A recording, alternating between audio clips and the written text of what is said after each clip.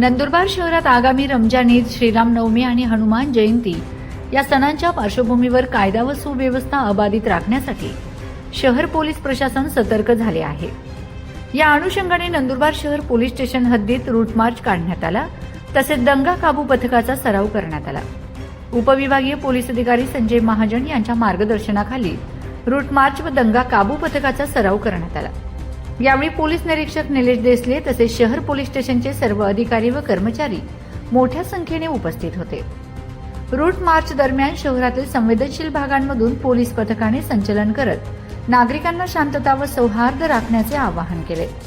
तसेच दंगा काबू योजनेअंतर्गत पोलिसांनी आपत्कालीन परिस्थितीत कशा प्रकारे प्रतिसाद द्यायचा, जमाव नियंत्रणासाठी कोणती साधने वापरायची याचा प्रात्यक्षिक सराव केला।